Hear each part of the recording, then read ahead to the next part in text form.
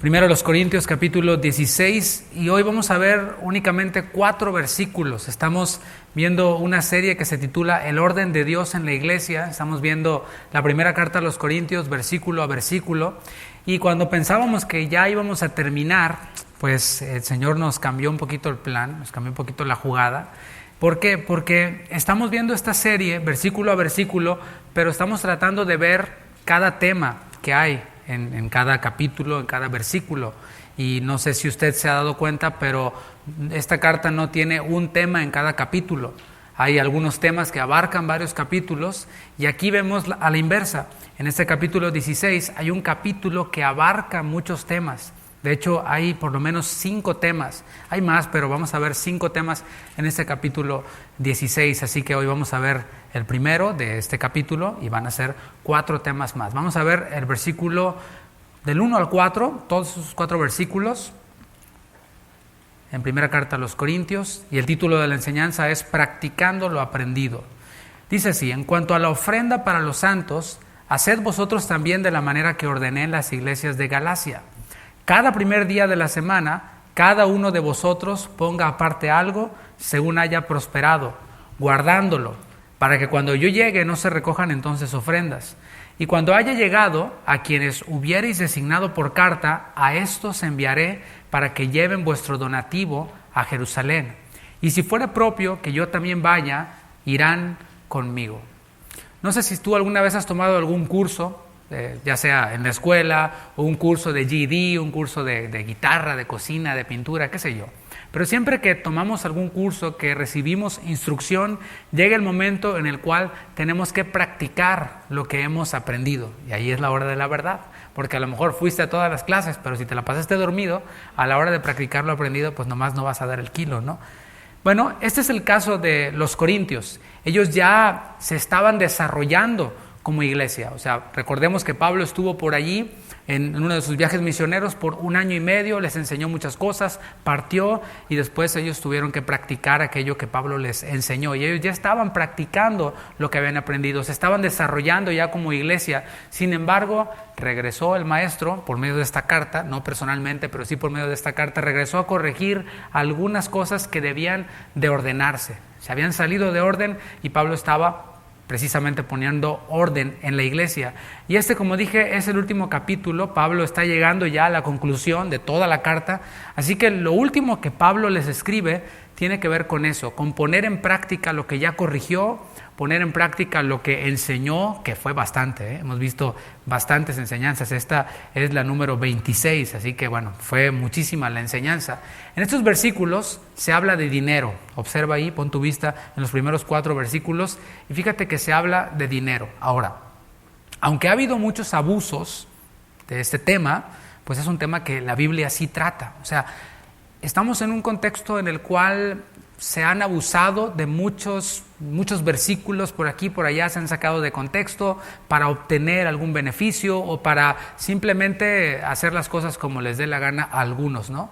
Por ejemplo, está un principio en la Biblia acerca de que debemos de honrar a nuestros pastores, debemos de respetarlos, debemos de sujetarnos a ellos. Ese es un principio real. Ahora, se ha exagerado el principio y algunos pastores se han enseñoreado de las ovejas y han dicho, ¿sabes qué? Yo hago lo que quiera y tú te callas y aquí nadie me dice nada porque no deben de tocar al ungido. Eso es verdad. O sea, es verdad de que algunas personas lo hacen, pero eso, que haya un abuso, no anula el principio de lo que dice la palabra. ¿Estamos de acuerdo? O sea, estamos de acuerdo, por ejemplo, haciendo un ejemplo bien práctico, que hay hombres que son borrachos, parranderos, jugadores, golpeadores, ¿sí? Pero eso no quiere decir que todos los hombres sean así, aunque hay algunas mujeres, así tipo Paquita la del barrio, que tienen esa teología, ¿verdad? Y que generalizan, bueno, no todo. Entonces, hay principios en la Biblia que están allí. Que haya habido abusos no cambia que sigan estando allí estos principios. Y aunque, como dije, ha habido muchos abusos en el tema de ofrendas, diezmos, es un tema que la Biblia sí trata. Y vamos a hacer este tema, vamos a tocar este tema de ofrendas, diezmos en la iglesia, en la reunión, en la segunda carta, cuando veamos la segunda carta a los Corintios. Sin embargo, aquí no está hablando de ofrendas y diezmos los que traemos cada uno de nosotros en las reuniones, cada vez que nos reunimos, que son para suplir los gastos de la misma iglesia, la operación de la misma iglesia. Aquí de lo que está hablando es de una ofrenda especial más allá de esa ofrenda que ellos juntaban, una ofrenda especial para los creyentes en Jerusalén. Pablo podría haber comenzado este tema o la carta con este tema, o sea, para que lo pongamos en contexto, de toda la carta, verlo a la luz de toda la carta. Pablo podría haber empezado la carta con este tema. Sin embargo, al plantearlo aquí al final, es porque tiene un propósito. Esto nos indica que Pablo, inspirado por el Espíritu Santo, a escribir esta carta, está tratando de reforzar la enseñanza general de la carta. Estos versículos van dirigidos a un grupo de creyentes, recordemos un poquito quiénes son, creyentes quienes estaban divididos entre sí, estaban creando partidos entre sí. Esto lo trató al principio de la carta. Creyentes los cuales se defraudaban entre sí. O sea, lo contrataba uno para algo, a otro para algo y no le pagaba. ¿Sí? O sea, hacía el trabajo y no le pagaba. Y así otros les cobraban de más y les hacían tranzas y entre ellos mismos estaban defraudando. Pablo lo dijo, ¿por qué no mejor soportáis el agravio? ¿Por qué no permiten que los defrauden? Fue lo que dijo Pablo. Así que veamos a quiénes les está escribiendo, a cristianos que se defraudaban entre sí, y no solo eso, en vez de tratar los asuntos de forma bíblica, se iban a los tribunales y hacían ahí todo su show delante de todos los paganos, así tipo Laura en América, ahí los cristianos dándose los unos contra los otros y los incrédulos viendo, ¿no? Estos mismos corintios a quienes les está escribiendo estos versículos eran personas tacañas, era gente mezquina con Pablo. ¿Por qué? Porque no se ofrecían para suplir sus necesidades mientras que él estaba allí. Y Pablo tampoco lo pedía ni lo esperaba. Había otras iglesias que eran generosas con los bienes de Pablo, con las necesidades de Pablo. Sin embargo, a pesar de ser mezquinos, también lo acusaban de que buscaba lo suyo. En la segunda carta dijo, yo no busco lo vuestro, sino a vosotros, porque habían quienes lo acusaban de que iba a las iglesias solamente a sacar dinero de la gente. Algunos de estos corintios tenían bienes, tenían cosas materiales, tenían abundancia, sin embargo, no la compartían con otros. ¿Te acuerdas cuando hablamos del tema de la cena del Señor? Llegaban ellos antes, llevaban bastante comida, nomás para que los otros vieran cómo se la comían. Ay, mira qué ricos fajitas, y mira qué rico pollo asado, y los otros nomás se quedaban viendo, ¿no? Así como el Chavo del Ocho con su torta de jamón, así. Y después sacaban las botellas de vino y se las acababan todas, y en vez, ya no les cabía más, pero se las echaban todas para no compartir con otros. El egoísmo de estos creyentes era tal que veían la iglesia como un lugar en el cual podrían alcanzar sus propios intereses. Veían la iglesia como un lugar en donde se les debía de dar gusto. Y hasta veían la iglesia como un lugar en donde podían hacer brillar sus dones espirituales. Mientras que Pablo corregía todo esto, les habló de que eran parte del cuerpo de Cristo. O sea, cuando habló de los dones espirituales, les dijo, hey, no eres tú y tu don y tu American Idol, no. Es el cuerpo de Cristo. O sea, tú has sido insertado en el cuerpo para edificar al cuerpo. La idea de colectividad, mis hermanos, nos ayuda a salir del egoísmo. Si eres egoísta, bueno, la mejor cura para el egoísmo es ser parte del cuerpo, ser parte de una comunidad, ser parte de una colectividad. No soy solo yo, pertenezco a una iglesia local. Y la iglesia local debe de considerar y enseñar a sus miembros que hay muchas otras iglesias locales que forman parte del cuerpo de Cristo. Eso es un principio que no debemos de olvidar. Sí, somos una iglesia local y qué hermoso que podamos nosotros hablarnos, visitarnos. El miércoles en el discipulado, después yo lo veo porque lo graban, no puedo verlo en ese momento, estamos en el servicio online, pero lo veo después y lo estaba viendo el de este miércoles y yo estaba siendo grandemente edificado por los testimonios que daban los hermanos. Hablábamos acerca de la sanidad y cómo el Señor Jesús se compadecía al ver la enfermedad y el dolor de los hombres, y después pues desarrollamos un poquito el tema de las sanidades de Jesús y su sentir para con los que estaban enfermos. Y de esto se desarrolló en la enseñanza y después empezaron a dar testimonios los que estaban conectados ahí en el Zoom de cómo el Señor los había sanado. Y yo fui grandemente edificado. Yo sé que entre los que estaban allí conectados lo fueron también. Pudieron conocerse, pudieron darse cuenta de que los que están sentados en este momento, que están calladitos y que están atentos, son personas reales que han tenido problemas en su vida, que han tenido enfermedades y que el Señor los ha rescatado de ellas, que los ha salvado, y esto es lo que permanece y nos hace que nos mantengamos vivos, ¿no? Que el cuerpo se mantenga vivo y fluyendo. Pero no debemos de olvidar que la iglesia no es solo esta. O sea, no solo nosotros quienes estamos aquí somos parte de la iglesia de Cristo. Hay iglesia de Cristo en todo Houston, hay iglesia de Cristo en todo Texas, en todo Estados Unidos, en todo el continente, en todo el mundo. El Señor tiene una iglesia por todos lados y sabes que no solamente es casa de oración. O sea que bueno, hay una red de iglesias de casa de oración, pero hay más iglesias fuera de casa de oración. ¿Cuántos dan gracias a Dios por eso?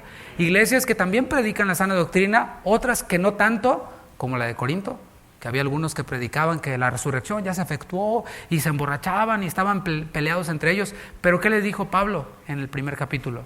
Les dijo a la iglesia de Dios que está en Corinto, a los santificados, llamados a ser santos, con todos los que en cualquier lugar invocan el nombre del Señor Jesucristo. Gracia y paz. Entonces vemos cómo hay esta realidad de la iglesia universal. ¿Te fijas cómo el egoísmo queda aplastado cuando volteamos a ver que no soy solo yo?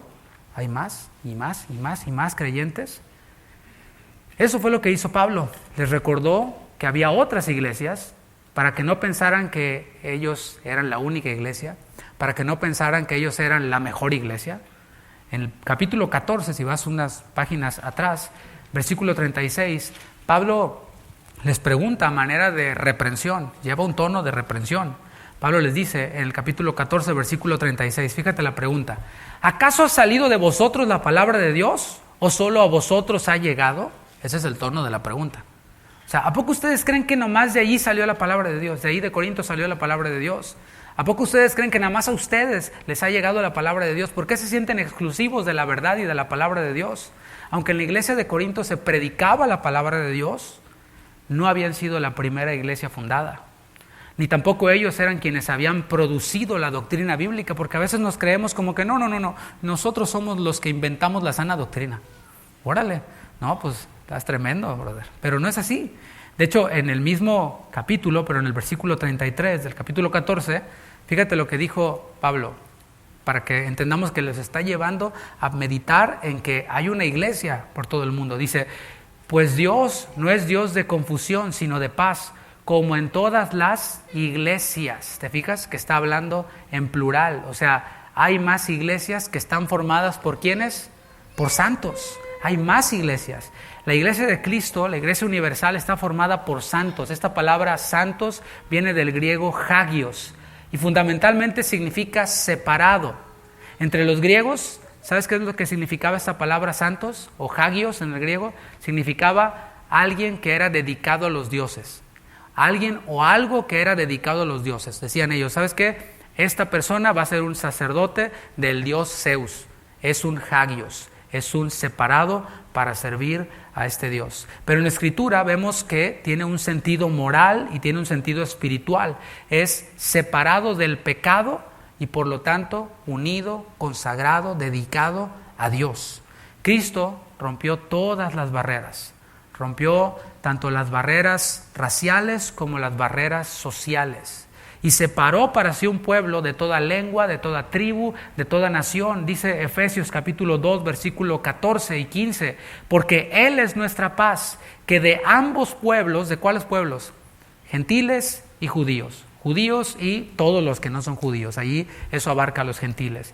De ambos pueblos hizo uno, derribando la pared intermedia de separación, aboliendo en su carne las enemistades, la ley de los mandamientos expresados en ordenanzas, para crear en sí mismo de los dos un solo y nuevo hombre, haciendo la paz. Fíjate cómo Cristo derriba el racismo, el clasismo y todo este asunto.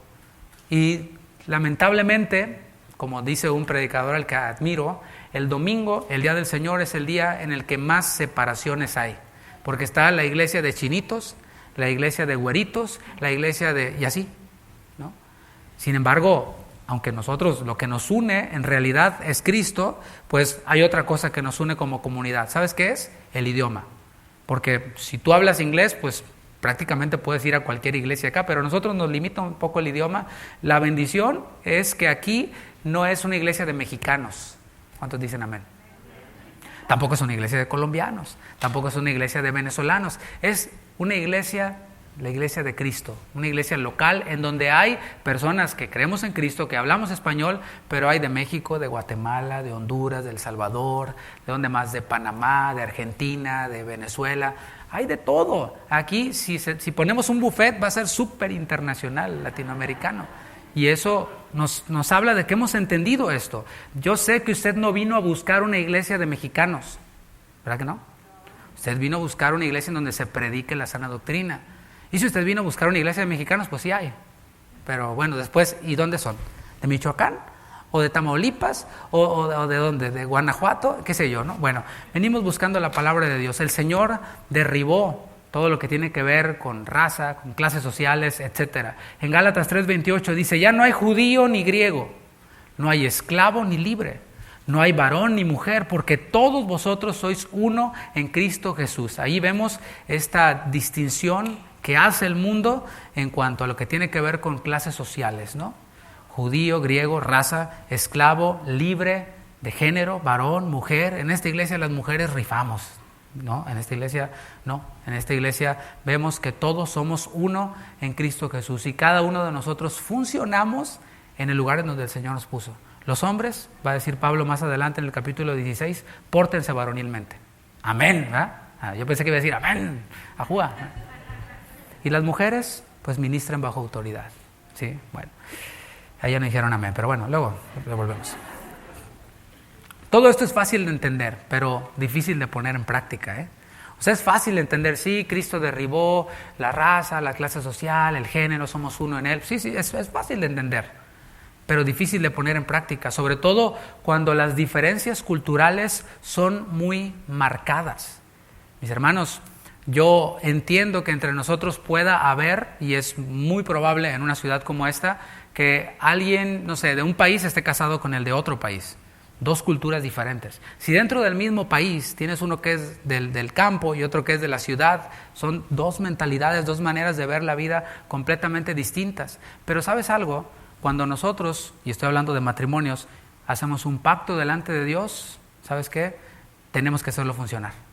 No, es que ya nos divorciamos porque él era del campo y yo de la ciudad y no compatíamos. No, bueno, pues alguien no estuvo dispuesto a hacer a un lado su mentalidad de campo y alguien no estuvo dispuesto a hacer a un lado su mentalidad de ciudad en pos del pacto que hicieron con Dios. Pero bueno, el Señor derribó todo este asunto. Para Pablo era prioridad cuidar la unidad del Espíritu entre las iglesias. Él dijo, solícitos en guardar la unidad del Espíritu en el vínculo de la paz, y para él no era solamente algo que decía. Él trabajaba y se movía para cuidar esta unidad del Espíritu entre las iglesias, o sea, entre los miembros de la iglesia, pero entre iglesia e iglesia, sobre todo en iglesias de procedencia gentil. Y la iglesia de Jerusalén también, la cual estaba mayormente formada por judíos. Podemos ver esta diversidad. Si tú viajaras en el tiempo y te transportas a las iglesias que fundó Pablo y a las que les escribió, te vas a encontrar con un tono muy distinto, una manera de hacer iglesia distinta. Cada una tenía como su propio estilo. ¿Por qué? Porque estaba formada por gente de diferentes culturas y cuando se unían dejaban como un sello cada una de ellas. Por ejemplo, la iglesia en Jerusalén estaba formada mayormente por judíos. La iglesia, por ejemplo, de Corinto, pues de puros griegos, y tenían cada uno sus rasgos particulares. En todas las iglesias, tanto donde había más judíos, en donde había más griegos, había santos, pero había una primera iglesia por orden de aparición, la que nació en Pentecostés, en Hechos capítulo 2, y que por cierto, en este momento de la carta, Pablo les comunica que estaban pasando por una gran necesidad, y se trata de la iglesia de Jerusalén. Esta necesidad habría para Pablo una posibilidad para que las iglesias que estaban formadas por santos provenientes del mundo gentil pudieran honrar a los santos por excelencia. No sé si me estoy comunicando. Voy a tratar de resumirlo, de resumir la idea. La iglesia en Jerusalén fue la primera iglesia que surgió después de Hechos 2, Pentecostés.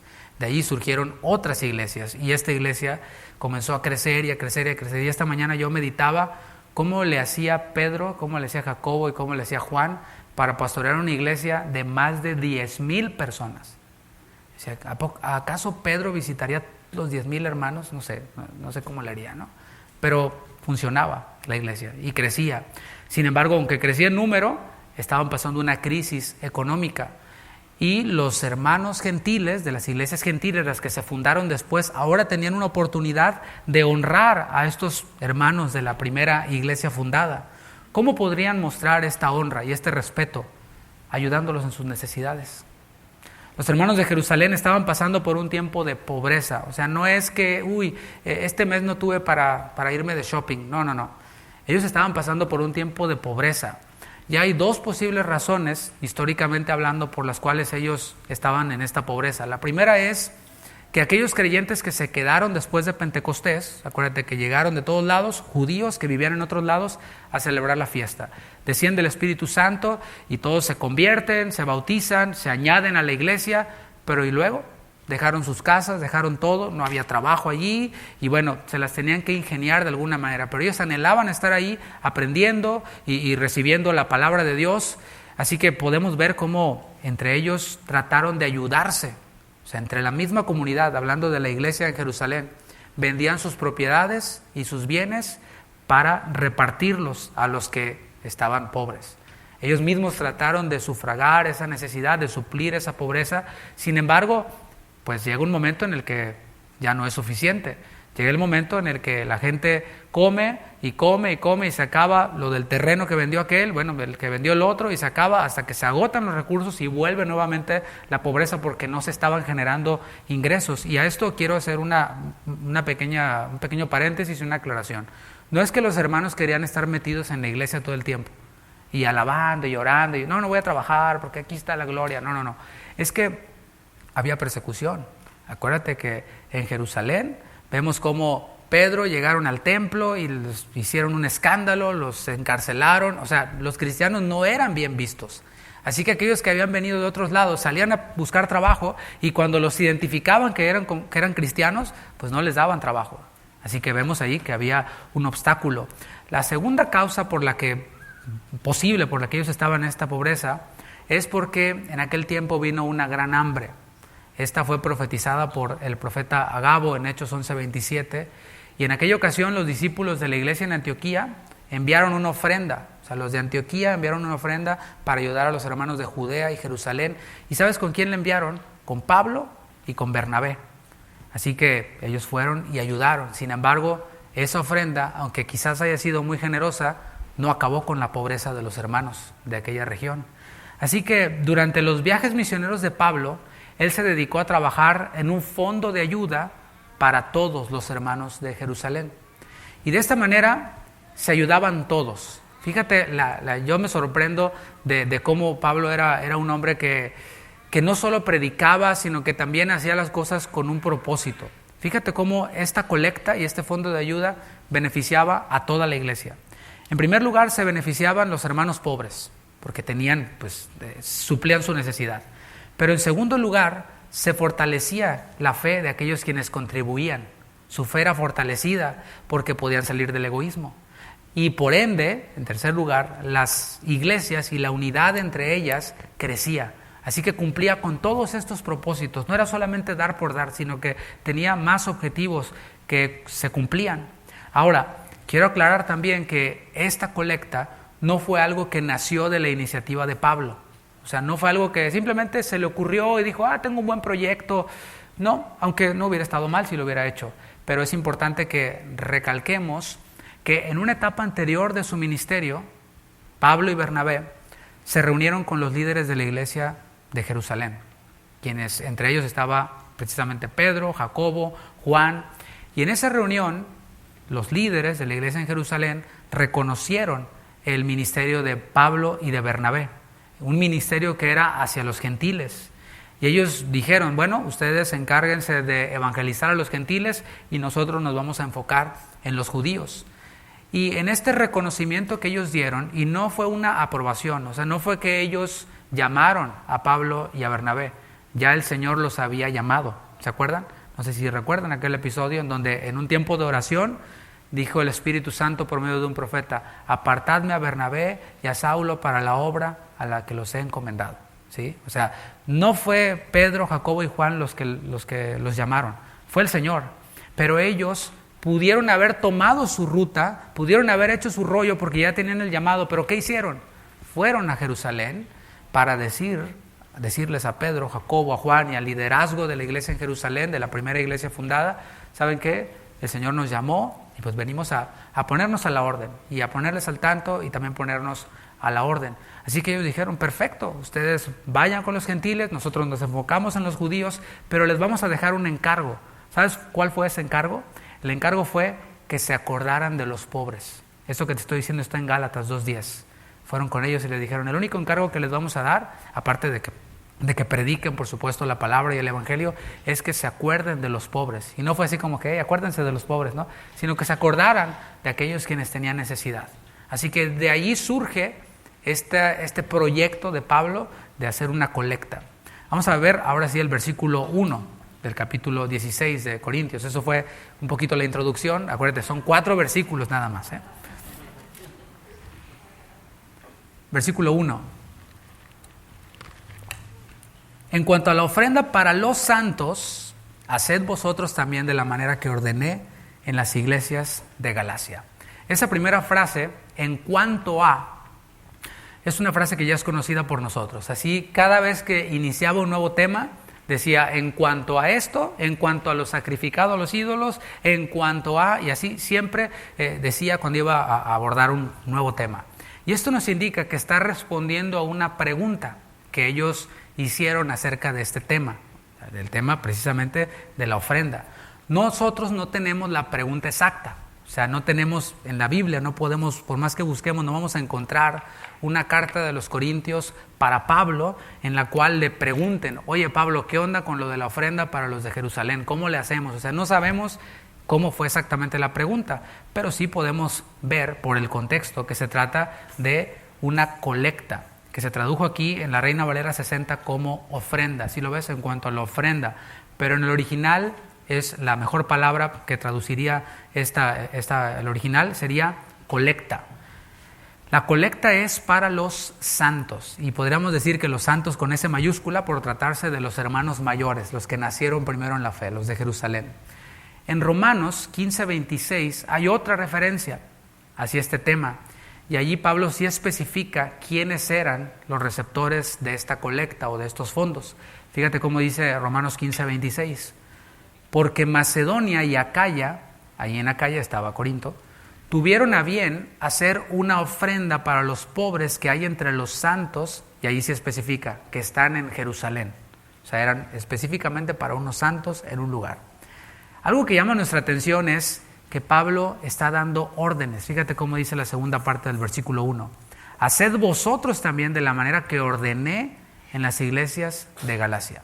Ahora, si ubicas que Pablo está dando órdenes, está diciendo, háganle así como yo ordené allá, ¿sí?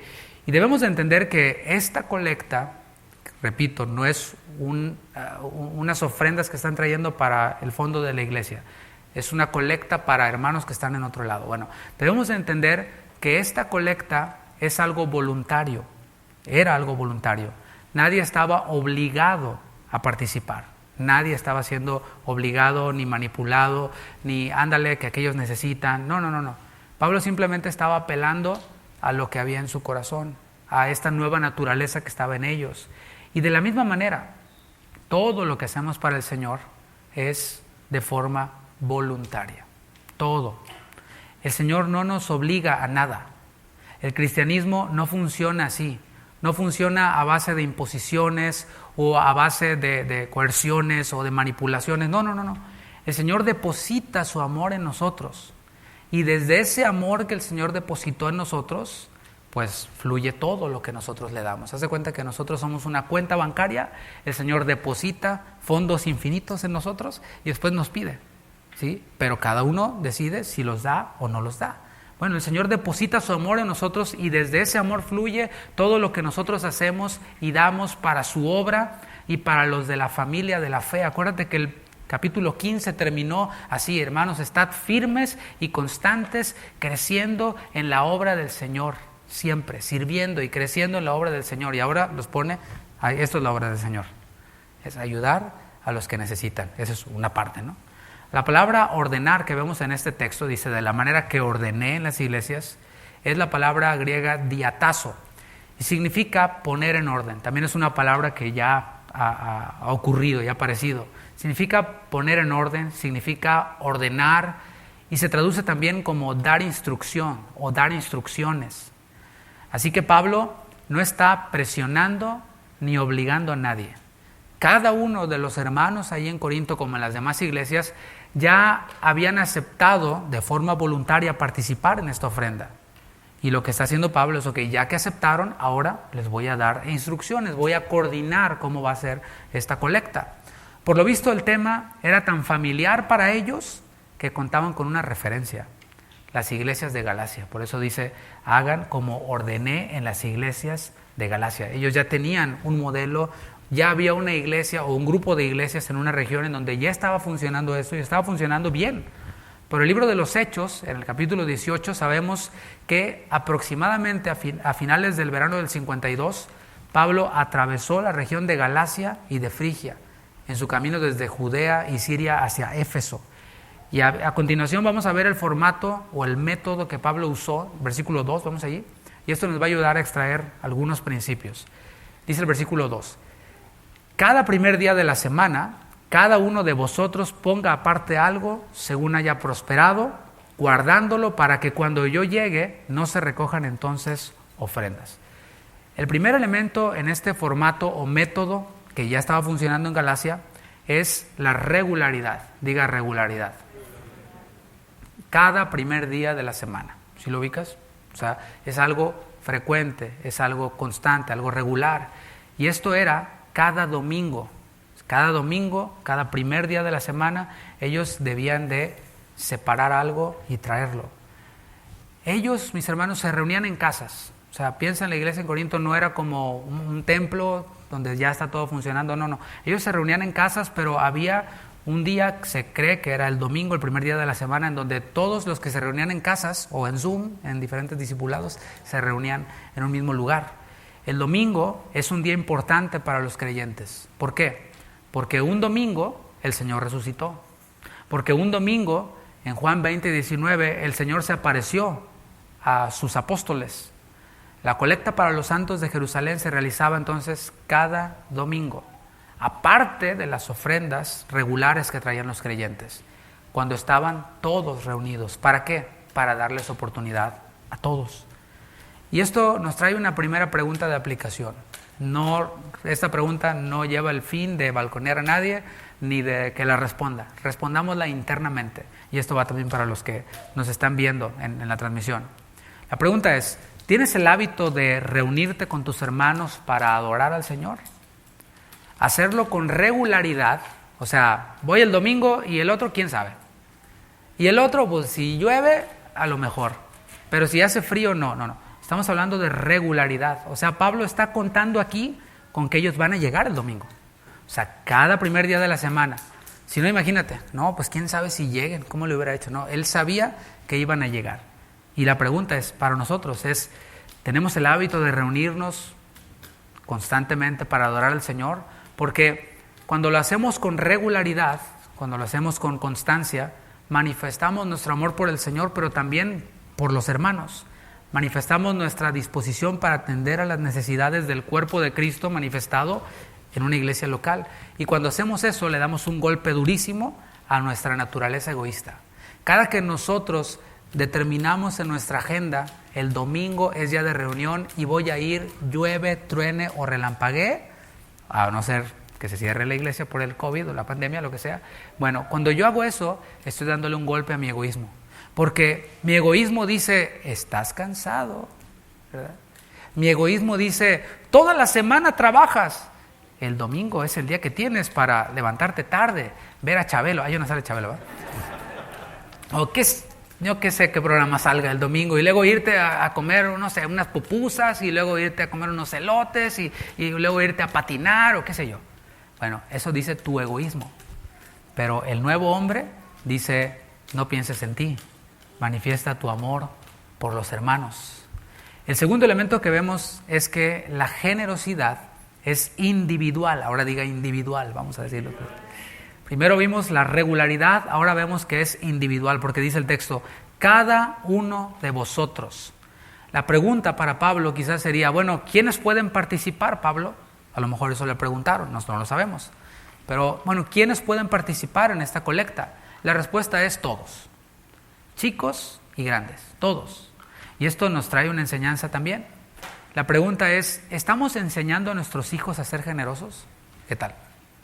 Mis hermanos, estamos sembrando a nuestros hijos. Si tienes hijos pequeños, estás formando su carácter, estás contribuyendo para que su carácter sea formado.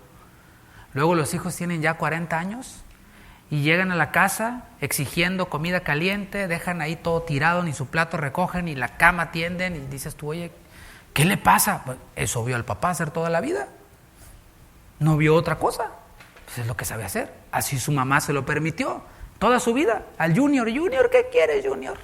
Toda la vida le hizo todo al Junior, y luego a los 40 años espera que haga algo distinto, no. O sea, estamos formando a nuestros hijos, y parte de la formación para nuestros hijos es que sean generosos. Si tienen un hermano, oye, ¿estarás dispuesto a compartir esto que tienes, que te encantó, que te regalaron con tu hermano?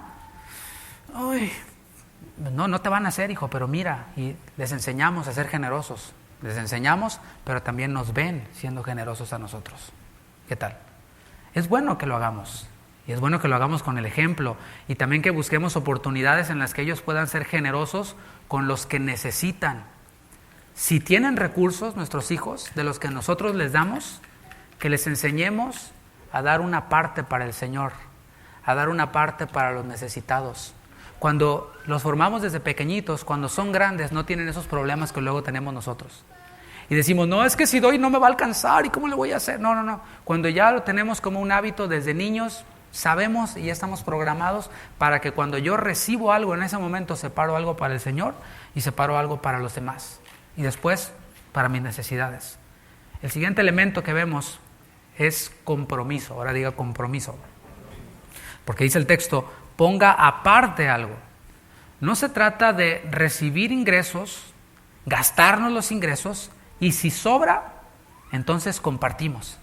Eso, mis hermanos, no sé si lo ves, precisamente es egoísmo.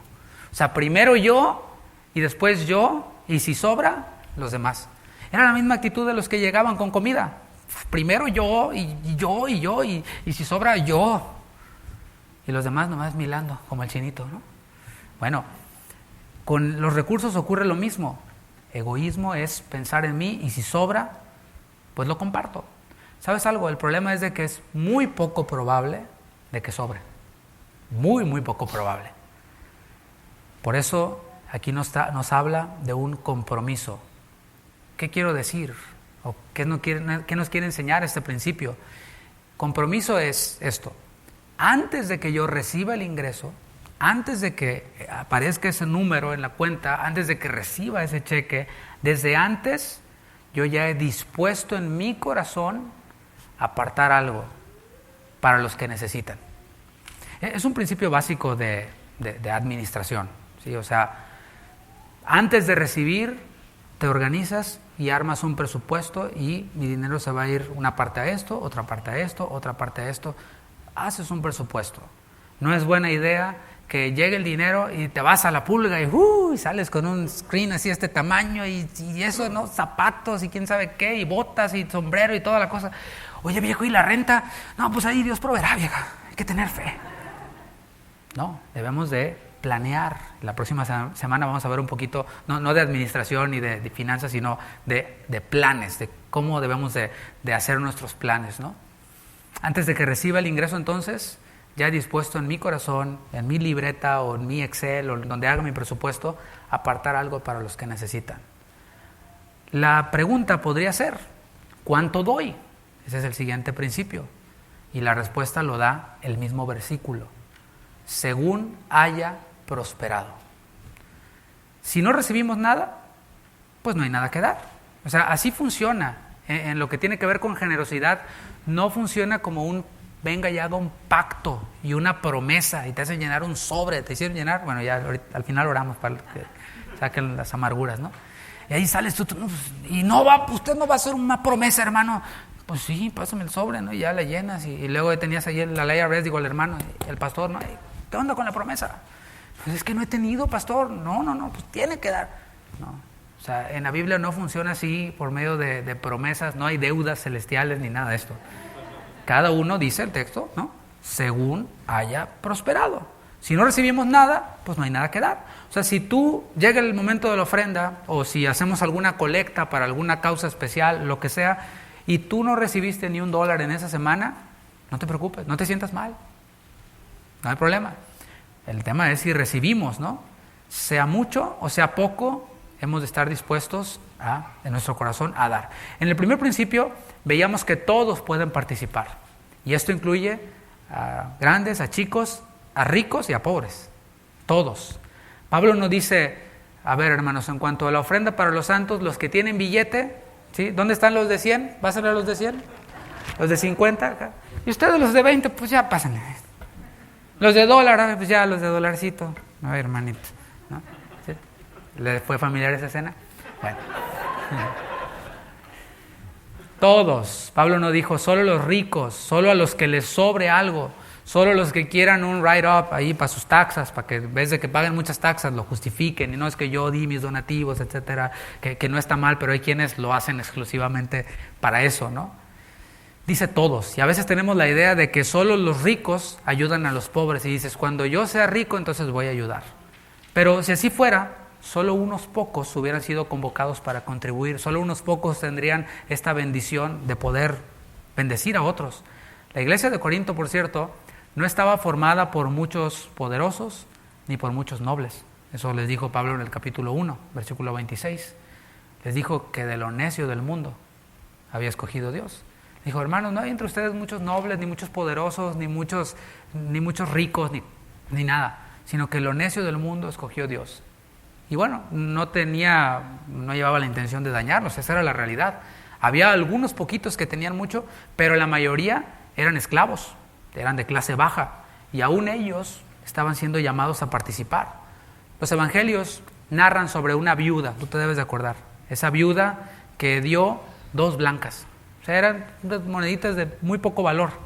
Y eso nos enseña que hasta los pobres, más pobres, también pueden ser generosos, conforme hayan sido prosperados. Esa viuda solamente había recibido esas 2 blancas y dio todo lo que tenía. Sonaban las monedas de oro y caían, y algunos que las movían para que se oyera. Y Jesús vio a esta viuda que dio esas 2 blancas y dijo, esta dio más que todos los demás, porque los demás dieron lo que les sobraba, pero ella dio su vida. O sea, no era tanto que hay que darlo todo, sino hay que darlo con una actitud como que lo diéramos todo. Así que no esperemos a tener más para entonces ser generosos. No digas, cuando me saque la lotería voy a ser generoso, etc. Más bien, en fe podemos aplicar la generosidad. O sea, fíjate cómo van de la mano. Aplica la fe con la generosidad. Porque si yo digo, a la hora de hacer mi presupuesto, híjole, pero esto que iba a dar me podría haber servido para no sé, unos zapatos o para, qué sé yo. ¿Sabes qué? Si hay eso en tu corazón, mejor ni lo saques. Ahí déjalo y cómprate los zapatos y disfrútalos. Está bien. Pero esto debe de nacer desde la fe. Y digo, Señor, gracias porque tú has sido generoso conmigo. Así que voy a salir del egoísmo y voy a separar algo para ver quién puede necesitarlo, de mis hermanos, de la familia de la fe. Así que el Señor, como le dijo Pablo en su segunda carta, a través de Pablo el Señor nos dice que debemos de compartir con otros.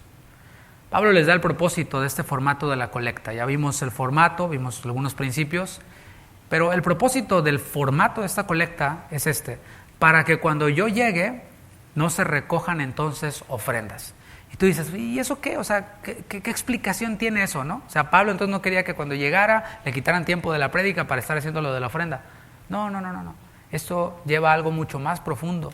Aunque Pablo era el que estaba coordinando la ofrenda para los santos o la colecta para los santos de Jerusalén en las iglesias, él no estaba dispuesto a usar su autoridad para presionar a nadie. O sea, si Pablo venía con los hermanos y a la hora de la predicación decía, hermanos, los hermanos allá están necesitados, cáiganse con la lana, más de uno se iba a sentir comprometido porque pues es Pablo. Entonces, pues bueno, paso. E iba a perder el propósito. Él no usaba su autoridad para presionar a nadie. Sabía que si él mismo hacía la colecta, algunos se iban a presionar, se iban a sentir presionados. Y hay otro propósito aquí. Pablo no se iba a enterar de quiénes daban y cuánto daban. Eso es un muy buen principio. Es muy buen principio que un pastor no sepa cuánto da el hermano. Que no vaya y que vea, este hermano da, hermanito, con razón me caes tan bien, hermanito. El Señor puso en mi corazón que te vaya a visitar esta semana. No, cada uno dé conforme propuso en su corazón, y nosotros, mi familia, también damos, y no sabemos, ni nos importa, ni nos interesa cuánto da cada quien. O sea, eso es irrelevante para nosotros, porque pues, el salario de nosotros, el sueldo de nosotros, no tiene que ver con lo que una persona da. Es algo que ya está destinado y que ya está dispuesto, y si se llena o está poca o chica o grande la iglesia, sigue siendo lo mismo. Así que eso es algo saludable también. Hay varios principios aquí, pero Pablo, al hacerlo así, al llegar a la iglesia y no recoger ofrendas, él no iba a ver quién daba, quién no daba, cuánto daba. Por otro lado, esto ayudaba para que no hubiera este espacio para las acusaciones. Algunos le acusaban, ¿no?, de que sacaba provecho personal de los creyentes. Y bueno, Pablo aquí decía, no, pues yo cuando voy, ya ellos tienen todo listo, todo lo coordinado, y esto ya está listo, ¿no? Así que cuando demos, no lo hagamos para quedar bien con nadie. Ayer estaba en redes sociales y me topé con esa imagen que no... siempre me causa un poco de choque, ¿no? Aquí, ayudando a no sé quién, entregándole una despensa y la foto. Aquí, ayudando acá. Y fotos y fotos y fotos. Y los comentarios, like, hermano, usted es siempre tan generoso. Usted es un varón de Dios, hermano, aleluya. Y, gloria a Dios, hermano. Bueno, Jesús habló acerca de eso también, ¿no? Pero cuando demos, nosotros no lo hagamos para quedar bien con el pastor, para quedar bien con absolutamente nadie. Conocí a alguien quien decía, aquella iglesia no sé dónde, yo compré las bancas, y las bancas deberían de tener mi nombre, es más, mi familia y yo construimos toda esa iglesia. Órale, no, pues está bien, cuando te mueras te aventamos ahí con la banca también. No era en esta iglesia, ¿no? Pero yo conocí a alguien así, y así hay muchas personas, ¿no? Más bien, hagámoslo en obediencia, en gratitud al Señor. Dice Proverbios 19:17 que el que da al pobre, al Señor le presta. Qué gran principio, ¿no?, que dice la palabra. Vamos al versículo 3, estamos ya por terminar. Dice el versículo 3, y cuando haya llegado a quienes hubiereis designado por carta, a estos enviaré para que lleven vuestro donativo a Jerusalén. Cuando Pablo visitaba una iglesia, no les cobraba. O sea, si hay un pastor, un predicador que dice, bueno, voy a predicar, pero tienen que darme una ofrenda y le pone cantidad, ahí, ¿sabes qué?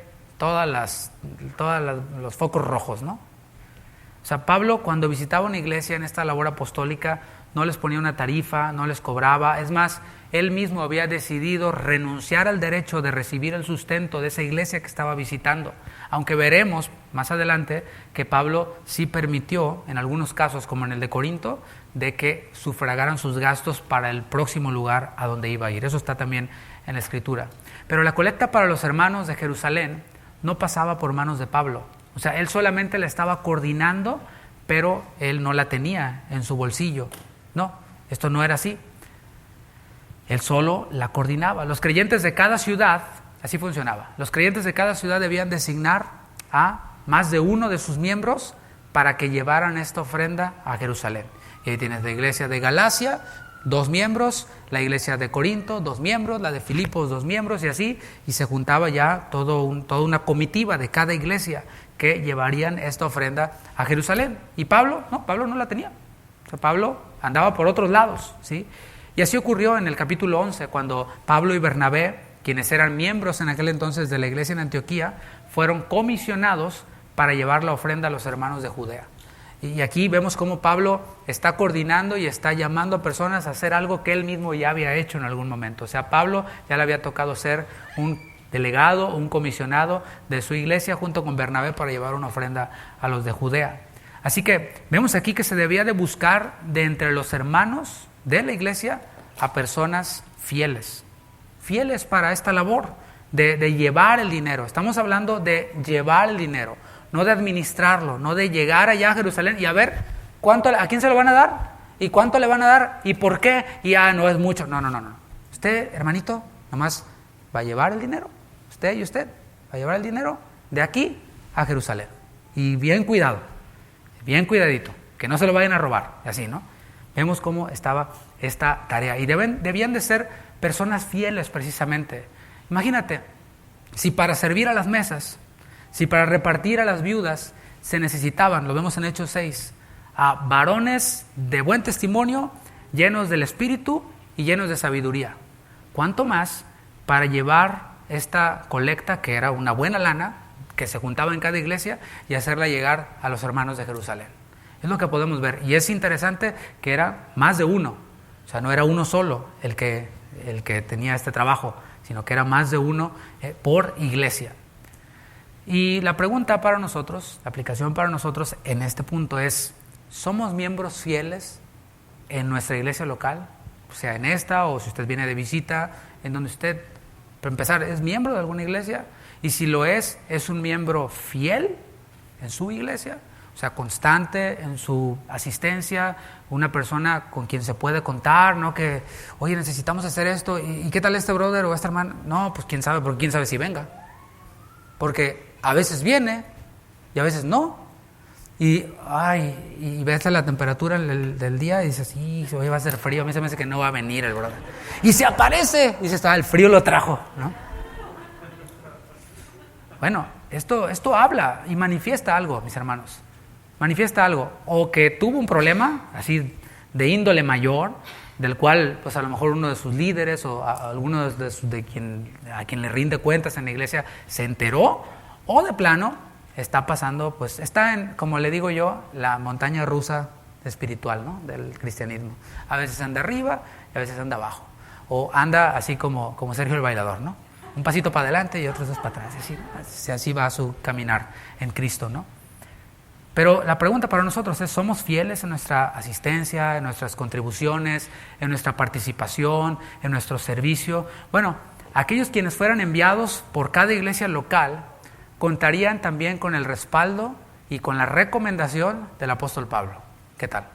O sea, contaban con el respaldo de su iglesia local y contaban con el respaldo del mismo apóstol Pablo, porque era muy probable que Pablo no fuera con ellos, o sea, que fuera solo este grupo a entregarlo. Y este grupo, o sea, cada comisionado o cada par de hermanos o más de cada iglesia llevarían una carta de su iglesia y una carta de Pablo. Hago constar que el hermano fulano de tal, pues está aprobado para llevar esta ofrenda junto con los demás. Firma el apóstol Pablo, firma la iglesia a la que pertenecía. Continuamos leyendo, dice: a quienes hubiereis designado por carta, a estos enviaré, ahí está la recomendación de Pablo, para que lleven vuestro donativo a Jerusalén. La palabra donativo que aparece aquí es bien interesante. ¿Sabes qué palabra es en griego? Es la palabra charis. También es una palabra importante para nosotros. Así como la palabra pistis, fe, en griego. Charis significa gracia. ¿Qué tal? Significa gracia, significa favor, significa regalo inmerecido. Por gracia, charis, sois salvos por medio de la fe. O sea, fue por la gracia de Dios, no porque nosotros lo mereciéramos, no porque nos portamos bien que el Señor nos salvó. No, todo lo contrario. No nos lo merecíamos, nos merecíamos la muerte, pero por su gracia nos dio este favor inmerecido de la vida eterna. Cuando damos a otros, manifestamos que hemos experimentado esa gracia. La gracia salvadora, el favor de Dios sobre mí. ¿Cómo voy a cerrar mi corazón a dar a un hermano en la fe que necesita cuando Dios no cerró su corazón para conmigo, sino que me amó de tal manera que dio a su Hijo unigénito para morir por mis pecados, cosa que yo no merecía? Así que cuando yo veo eso, digo, no, pues ¿cómo voy a cerrar mi corazón? También estamos imitando al Señor cuando somos generosos, quien no escatimó a su propio Hijo. Estamos imitando a Jesús, quien se dio a sí mismo para salvarnos. Versículo 4. Y si fuere propio que yo también vaya, irán conmigo. Y esto nos empieza a conectar con la próxima enseñanza de la próxima semana. Aquí podemos ver la flexibilidad de Pablo, la flexibilidad en los planes de Pablo. El plan original de Pablo que estamos viendo, o sea, el plan principal de Pablo es que los comisionados de las iglesias fueran y que él les diera una carta y que ellos fueran. Pero él aquí está mostrando apertura. Dice, bueno, si ustedes consideran que yo debo ir, que es importante que yo vaya, yo voy. Aquí él se dispone a que si las iglesias consideraban que era mejor idea que él fuera, estaba dispuesto. ¿Y sabes qué? Así fue. Los que estuvieron aquí cuando enseñamos el libro de los Hechos, vemos cómo Pablo llegó allá a Jerusalén con esta ofrenda, y mejor no les cuento al final de la película, mejor escuchen la serie de Hechos o léanlo ya en el libro de los Hechos, ¿no? Y ese es un gran ejemplo de liderazgo, mis hermanos. Cada uno de nosotros somos líderes en alguna área de nuestra vida. Y aquí vemos este gran principio en el cual debemos demostrar cierta apertura. Quizás nosotros vemos que las cosas van a funcionar bien de una manera y tenemos todo el cuadro, pero debemos siempre estar abiertos. Bueno, pero si ustedes consideran un mejor plan o algo distinto, escuchemos el otro plan. Y lo escuchamos, cotejamos y decimos, no, seguimos con el plan original, o, ¿sabes qué? Sí, tienes razón. Pero siempre hemos de estar abiertos a la exhortación, abiertos a que nos den una idea, un input en la familia, en el trabajo. No es aquí yo soy el papá y aquí se hace lo que yo digo y punto final. Papá, pero Galveston está para allá, para el sur. No, yo lo doy para el norte y aquí se callan todos. ¿Tú quién eres? Cállate, ¿no? O sea, siempre debemos de estar abiertos. Es importante mencionar que Pablo sabía que su vida corría peligro si iba a Jerusalén. No debemos de descartar eso. O sea, Pablo está diciendo, y si ustedes consideran que yo vaya, voy. Pero ese ir de Pablo implicaba que su vida correría peligro allá en Jerusalén. Ahí en Hechos 20, 22, decía Pablo, ahora he aquí, ligado yo en espíritu, voy a Jerusalén, sin saber lo que allá me ha de acontecer, salvo que el Espíritu Santo por todas las ciudades me da testimonio, diciendo que me esperan prisiones y tribulaciones. O sea, en sus viajes misioneros, quizás durante alguna reunión, algún profeta le decía a Pablo, Pablo, si vas a Jerusalén, te van a meter a la cárcel. Y luego iba a otro lado, y no había WhatsApp, no había páginas, y se comunicaban, ni Telegram, ni nada. Llegaba a otro lado, y otro profeta seguramente, porque dice, el Espíritu Santo por todas las ciudades me da testimonio. Y le daba otro profeta una palabra y le decía, ¿sabes qué, Pablo? Si vas a Jerusalén te espera tribulación. Y así, a cada lugar a donde iba.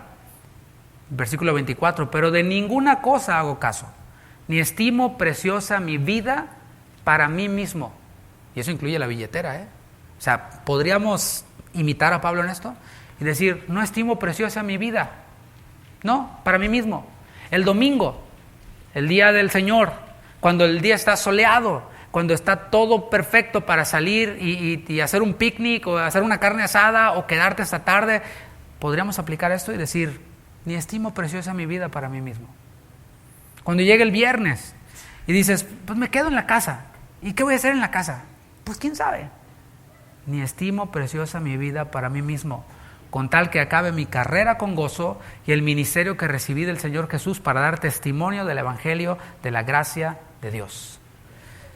También por medio del profeta o de otros profetas le advirtieron a Pablo que en Jerusalén sería atribulado. En el capítulo 21 de Hechos, versículo 10, dice, permaneciendo nosotros ahí algunos días, descendió de Judea un profeta llamado Agabo, quien viniendo a vernos, tomó el cinto de Pablo y atándose los pies y las manos, dijo, esto dice el Espíritu Santo, así atarán los judíos en Jerusalén al varón de quien es este cinto, y le entregarán en manos de los gentiles. Al oír esto, obvio, le rogamos nosotros y los de aquel lugar que no subiese a Jerusalén. O sea, ¿te fijas? Estas palabras tienen mucho significado, mucha profundidad. Si ustedes consideran que yo vaya, yo voy. Pero fíjate todo lo que implicaba para Pablo. Y esto él lo sabía. O sea, otros hermanos se lo profetizaron, incluido Agabo. Pero el Espíritu ya le había dado testimonio a Pablo de que esto podía pasar. Pero él decía, pues yo no estimo mi vida preciosa para mí mismo. Yo estoy llamado a hacer una carrera o a correr una carrera y la voy a cumplir. ¿Podríamos imitar a Pablo en eso también? Pablo coordinó esta colecta para los santos de Jerusalén, pero no solo eso, estuvo dispuesto a dar su vida para hacerla llegar, porque sí llegó a Jerusalén, porque ahí en Jerusalén fue donde fue apresado y empezó todo este proceso de Pablo de estar ante Félix, ante Festo, y después su vida terminó. Pero él estaba dispuesto a hacerlo. Ahí estaba dando un ejemplo. final del capítulo 15, repito este versículo de la enseñanza anterior: estad, amados míos, estad firmes y constantes, sirviendo en la obra del Señor siempre, sabiendo que vuestro trabajo en el Señor no es en vano. Y luego los trae aquí, a ver la necesidad. No son solo ustedes, es su iglesia, edifíquenla. No es solo su iglesia, hay cuerpo de Cristo, hay otros lugares en donde hay necesidad. Véanlo, pero lo enseña con su ejemplo. Si es necesario que yo vaya, aunque mi vida corra peligro, yo voy. El antídoto para el egoísmo, y con esto concluyo, es la generosidad. Eres egoísta, haz de cuenta que es una enfermedad. Llegas con el doctor. ¿Cuáles son sus síntomas? Pues pienso en mí mismo todo el tiempo, estoy esperando que me agraden todo el tiempo, lo que me dan nunca es suficiente, siempre quiero más y más y más. Pienso primero en mí, luego en mí y al último, ok. Usted tiene egoísmo, así se llama la enfermedad. Ok, ¿y con qué me curo? Ok, unas intravenosas de generosidad es lo que necesita para curar esa enfermedad del egoísmo. ¿Y sabes qué? Es un tratamiento que ya es de por vida. Generosidad mata al egoísmo. Y queremos darnos cuenta qué tan egoístas somos cuando vemos una oportunidad de dar, no solo recursos, o sea, está hablando de dinero, pero mis hermanos, podemos aplicarlo a otras cosas, porque a lo mejor para ti el problema no es el dinero. Y dices, no, pues yo no voy, ahí por ser les mando, ahí te va. Pero conmigo no cuentan, yo estoy en mis business. No, ¿te fijas? O sea, se trata de la vida nuestra, se trata de nuestro tiempo, se trata de mostrar nuestro amor. ¿Te imaginas al Señor? No, pues necesitan salvación, pues ahí va un ángel. Mi hijo no, yo me lo quedo. O sea, Él dio a su hijo. Él dijo, Jesús no dijo, no, pues ¿por qué mejor no nomás con unos latigazos y en vez de dar mi vida y ya lo arreglamos? No, Él se dio todo a sí mismo. Y podemos ver entonces que el antídoto para el egoísmo es la generosidad. Podemos todos practicarla, porque todos hemos recibido algo del Señor. A lo mejor dices, bueno, económicamente no, pastor, porque tengo ya meses sin trabajar y pues me llega el cheque de desempleo y pues ahí lo estiro y todavía ando atrasado con biles, etcétera, ¿no? Ok, pero ¿qué tienes? ¿Tienes tiempo? ¿Qué tienes? ¿Tienes una sonrisa que puedes dar? O a lo mejor puedes ayudar a un hermano en un trabajo en su casa que necesita, qué sé yo. Hay muchas maneras que nosotros podemos aprovechar y usar para poder ser generosos con otros. Y esto me recuerda a mi abuela. Mi abuela, quien todavía vive, por cierto, era ese tipo de abuela que llegaba cuando yo era joven, y mis primos después nos dimos cuenta que no éramos los únicos, entre nosotros hablamos y a todos nos lo hizo, a todos nos lo aplicó. Llegaba y nos daba un billetito, nos decía, ten, mijito, para que te compres algo. Mi abuela, una viuda, que, o sea, no tenía mucho, pero tiene un corazón generoso. Y esto nos enseña este principio, ¿no? Un corazón generoso que fluye desde el amor de Dios, porque ella fue la primera en la familia en convertirse, ¿no? Así que es una buena oportunidad para que comencemos a practicar lo aprendido en esta carta. O sea, no se trata, aprendí que los corintios eran bien así, no. O sea, vimos cómo eran, pero en cada punto de lo que hemos visto la solución también que el Señor le da a través de Pablo. Y esta no es la excepción. ¿Son egoístas, mijos? Ok, sean generosos. ¿Son egoístas? Ok, sirvan, edifiquen, sabiendo que vuestro trabajo en el Señor no es en vano. Y fíjate cómo antes de decirles esto, les habló de la esperanza eterna de la resurrección. Si tenemos nuestra mirada puesta aquí, nunca vamos a salir del egoísmo. Necesitamos levantar nuestra mirada, y ese, sabiendo que nuestro trabajo en el Señor no es en vano, no significa que voy a recibir un ascenso ministerial. Significa que voy a recibir galardones en la eternidad.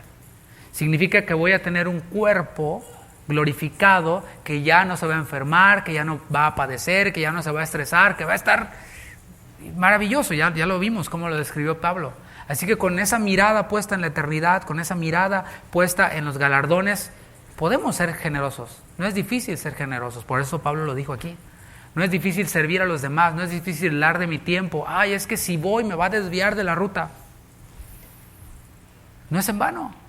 No es en vano, no pienso en mí, no me agrado a mí. Y podemos ver cómo esto, mis hermanos, trae sanidad, puede traer sanidad si se sigue, si se obedece a una iglesia que está así de tronada como estaba la iglesia de Corinto. Así que Todos somos miembros de una gran familia. Todos tenemos una familia cercana en donde podemos comenzar a dar nuestra vida, nuestro tiempo y nuestros recursos. Y tenemos una gran familia en el Señor. Así que, ¿cómo dar? Con sabiduría también. Con sabiduría.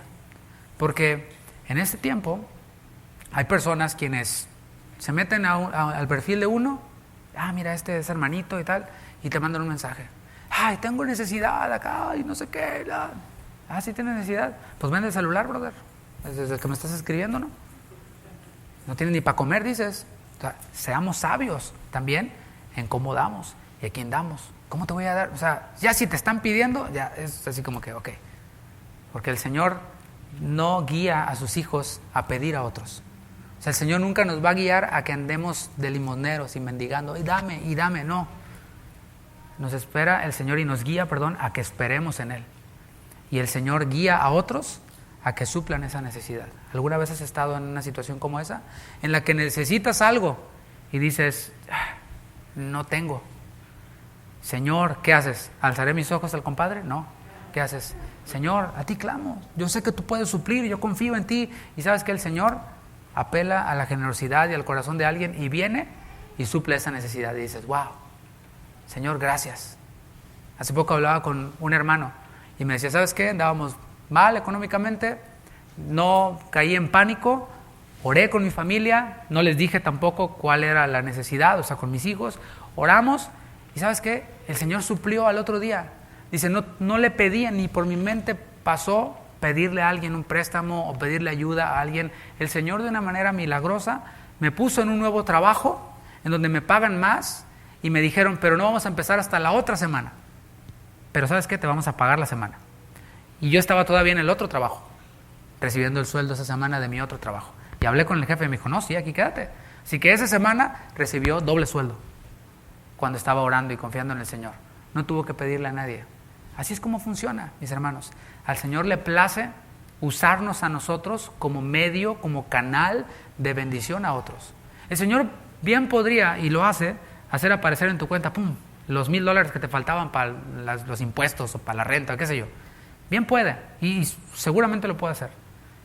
Pero al Señor le place utilizar a sus hijos, a su pueblo, para que hagan uso de su generosidad y entre unos con otros puedan ayudarse y puedan manifestar esta generosidad y este amor. Le invito a que se ponga de pie. Vamos a finalizar y a darle gracias a Dios. Señor, muchas gracias porque podemos ver en tu palabra tantos ejemplos acerca de ser generosos. Podemos ver, Señor, cómo desde la ley tú invitaste a tu pueblo y mandaste a tu pueblo a que no se olvidara de la viuda, del necesitado. Y tú nos enseñaste esto. Jesús, mientras que tú estuviste en esta tierra, también no nos desanimaste a que lo hiciéramos, pero nos enseñaste cómo hacerlo. Y nos enseñaste a que lo hagamos sin tocar trompeta. Cuando den, no sean como los fariseos que tocan trompeta para que todos los vean. Señor, gracias porque tú nos das todos los recursos y nos das incluso métodos como aquí, como este, en el cual nosotros podemos aplicar la generosidad. Gracias porque nos permites ser parte de tu cuerpo, ser parte de una iglesia local y así, Señor, edificar, pero no solo espiritualmente, sino también con nuestros recursos y nuestros bienes a aquellos quienes puedan necesitar. Pues no sabemos si en algún otro momento nosotros también necesitemos y podamos confiar en que tú vas a suplir. Gracias, Señor, por este día. Gracias por esta porción de tu escritura y por esta carta a los Corintios, esta primera carta a los Corintios que nos ha enseñado tanto. En el nombre de Jesús te agradecemos, te glorificamos. Amén. Amén. Mis hermanos, que el Señor les bendiga, que pasen muy buenas noches.